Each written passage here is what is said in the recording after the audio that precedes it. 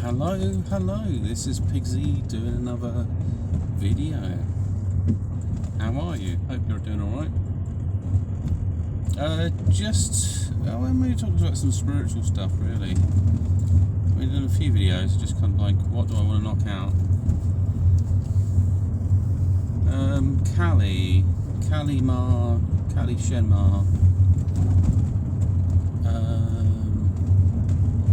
There's a lot of different Kalis, to be honest. It's also open to the interpretation. So one of the things I learned from Kali was mentioned about that the conscious mind, or as the unconscious reality, is how our minds can perceive and affect things around us. I had some other strange experiences. I was holding this mobile phone and I was falling asleep, and I just woke up and I kind of jolted myself, and what I saw was I saw the phone screen with kind of pixelated, like the old tellies where they used to go out of tune or didn't have a channel. A bit like what they called what do you call it, white snow or something, the effect on it. So I saw that briefly for a second in the device. I was thinking, well, how does my mind and the device become connected? So maybe we're not really as limited as we think with our surroundings, and that using technology, maybe we can develop a spiritual connection to technology.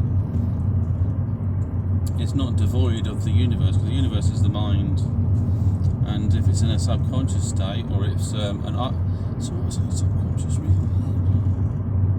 I think unconscious reality, so the conscious mind influencing the unconscious reality. So everything has mind, basically, but you're able to alter and corrupt that to a certain degree as well. So it's also when you get people looking at you and you're doing something and you don't notice them at first, but you feel you're being watched, because they're projecting something that's altering your reality. Like maybe they're trying to get information from you or connect at some level to you, and you're just picking up the interference that they're creating. So very much like radio broadcasting some sort of field of energy, and our bodies acting as a hub. And I had another spiritual experience where, so I listened to a lot of I listened to some Kali chants, and they were really powerful stuff, because they stuck in my mind for days. I keep on seeing Kali as well, and so I was meditating on Kali, and I could feel like she was entering the room or entering my mind. And there was also different versions of her that entered my mind as well, connected. In combat, I can see why you can't really defeat her. She's being ethereal. She's not bound by the realm of physicality. There's probably some other unique qualities she's got as well. So, for instance, if you could share the mind of your future self with your current self, which we probably are, we get intuition and stuff, we are sharing from our future self. So we're kind of like a band of energy that's being spread out. Maybe this is apart from her consciousness. It's been spread out across time and space. So you might find versions of yourself which are probably yourself, but just sort of reflected in some way. So our consciousness, it could be like a star. It's projecting it into this reality, but where we're actually centered is somewhere else. And so we're a part of a larger collective part of ourselves. So we're never sad when something of ourself dies, like cells and stuff, but we would be saddened if we found out that we were dying. But if we knew it was just like another little piece of ourselves, and that in other ways we're growing outwards, expanding outwards. So the kind of contraction an expansion of the universe is also going on inside us as a form of karma, or we're producing. And our bad experiences help to shape our current ones. I mean, often we put these notions of polarity of bad and good, but they ultimately just shape the destiny of ourselves. And so there's no problem, you make a mistake, that's fine, it's not. But then you also got the choice, do you want to continue down a particular path? Is it working for you? And some people can't see any other path. They will always have a darker road, I guess. Something in their nature, something about who they are. Ooh, the car on the side.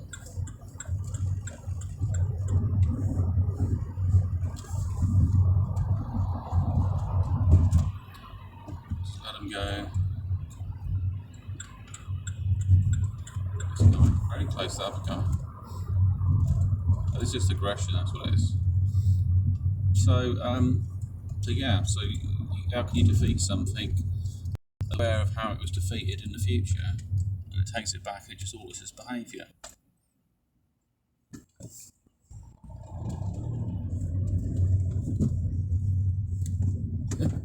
I can't go round you like that. I don't know what's going on here. That's it. It's because of the way the road is. I mean, there's nowhere else I can go.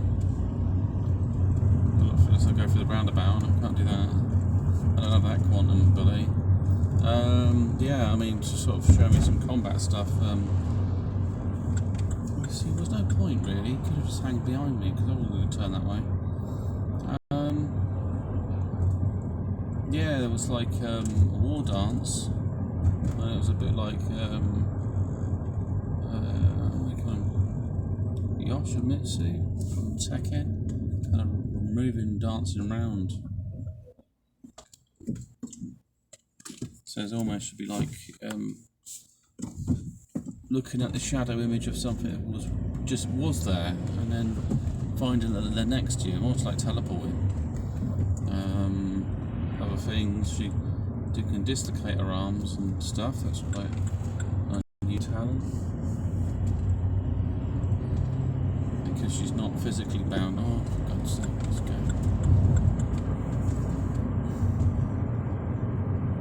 So it's shape-shifting basically. So you can dislocate all your joints and realign them. So you couldn't grab her in a lock or something.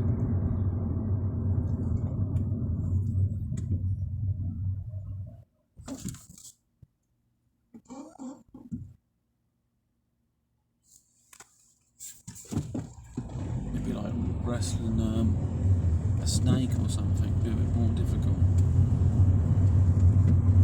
And some other qualities, and also she exists as a part of nature. She exists as a part of the divine void, where all things come from, I guess. Outside of space and time, sort of this nexus place where the consciousness lives. And she's not alone, there's other entities, there's ones yet to be born into this reality that exist. There was something I picked up called Urna or something. Or Urda. And I didn't really, I could look it up, but I was told not to say the name of Urda because it'd drag it into our reality.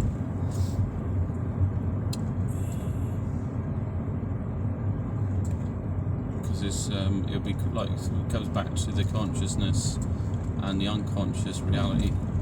If you've got something that exists outside of this reality, like a multiverse, and you put your mind into it,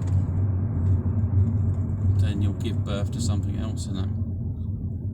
It's like a ripple effect, I guess. The butterfly effect of your thoughts. So you're giving birth to things in other universes, other dimensions, maybe.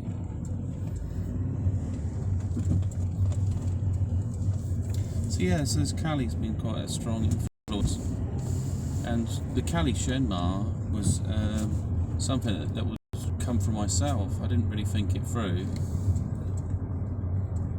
I think it was when I was doing some kind of like sexual alchemy that there was a connection. Because there's a way to stimulate your internal muscles that would normally involve the function of an orgasm. There's your bladder, and it sends an electrical pulse up your spine into your brain, I guess. Because it's like you're stimulating yourself internally without any external thing, but there's no loss of physical vitality, basically. It's kind of Taoist technique. But yeah, so when I had this jolt of energy, I focused into the universe. I gave it into some female divine force in the universe. So I was kind of focused into some greater power, because what I'm trying to do is take carnal energy and then raise it into the astral plane, basically, I guess, of sorts. I mean, it's kind of what you do, mind expanding stuff, connecting one form of energy with another. And then I could kind of see, I think there was, but then again, maybe earlier than that, Vishnu, Shiva, and Kali.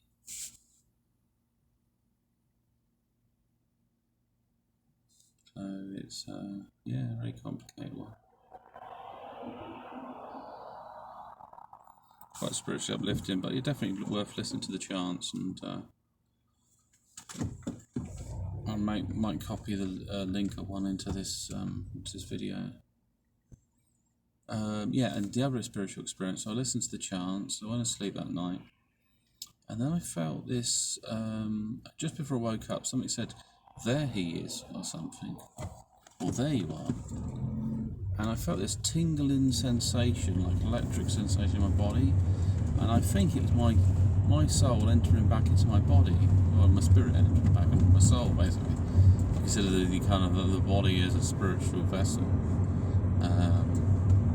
It's like a vase. Just spirit is the water going into the vase, and the hardness is your body, but the actual structure itself is the soul. Maybe that's the way to look at it. So we'll see, but I think everything's working out for me. It's just a slow process. I think just keeping your mind open. And I think meditation is quite good. I mean, I do rest before I go to work in the evenings, if I can.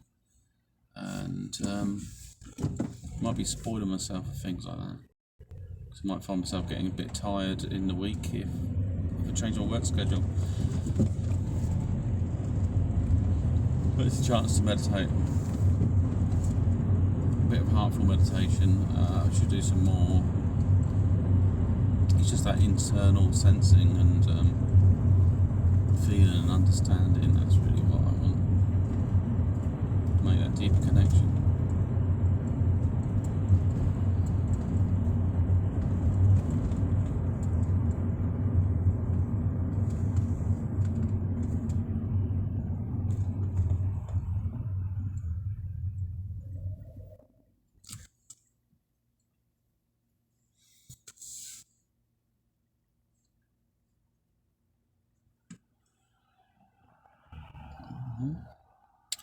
I think it's probably worth noting the different type of gods depicted in the past may be representations of things that exist in this universe, and we may encounter them, and we may find inner truth there.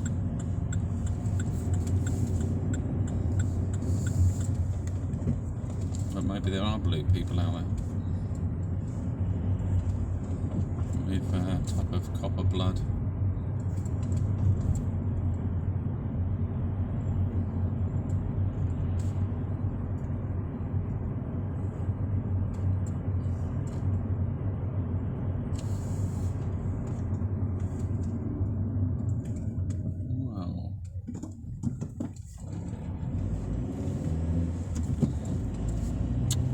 Cars stopping though, really random. It's been a bit dodgy, the traffic tonight.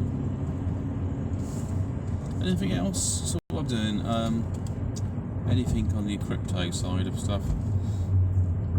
So I've got the stuff in Code Finance, the money's in there, locked in for 2 years. It's paying me out about between £15 and £20 a day, depending on the market price, which works out as like £400 a month, maybe more.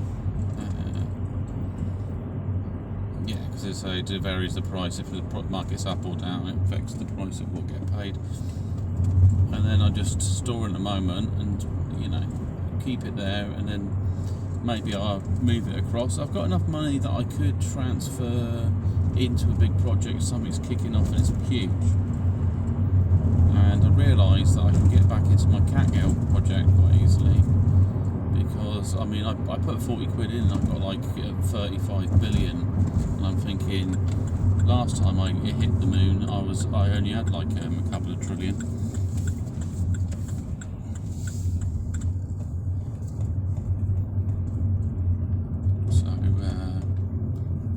Definitely something I might do. I just need to do the market research. So basically, I'm looking at things that are bringing out seasons of tokens or seasons of artwork. And if it's a token related, then it's worth putting the money into it when I know it's going to come. The Panda Girl one was a project. It had a lot of potential, but there was some dodginess in it. And the dodginess is how can you stake the NFTs if the coin doesn't relate to the selling of them? Because it means that the price of the coin, who's going to give that coin to you? There's no banked money there for staking, so you can't use it. You can sell it again on the market, and I'm putting up prices of about 6,000 a piece of art, which I thought like, wow, that's high. But if it cost about 60 quid anyway, you could just flip it and try to get slightly more money, or you could hang on to them for things. The thing is, there was 20,000 of them, and there's other projects that are selling for 50,000 of things that are probably, same really. I think there's some unique pieces. There might be only so many types of art with certain rarities. But like the Catgirl has loads of them, so they're not that rare. But I will probably put some things. So I keep some pieces that I want for myself. Where I've got duplicates, I sell them, and just hang on to them.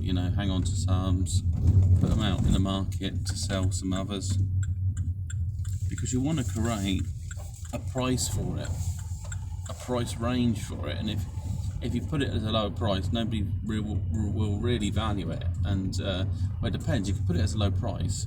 As the market price increases on the coin, then what can also happen is it becomes more expensive anyway. But if the coin price crashed, it become cheaper. So that's just how it's affecting the market. And there's lots of different opportunities out there. And I might try to put my own artwork out there. It's just playing around with it and studying it and stuff.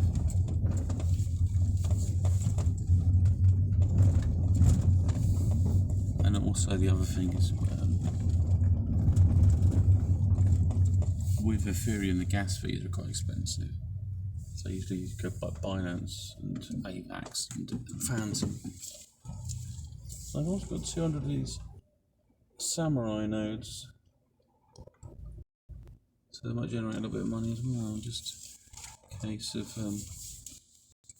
getting a big bag in the Catgirl one before the next season. I just need to find out when the next season's coming. Anyway, that's it really. Have a good night and speak to you soon. Bye.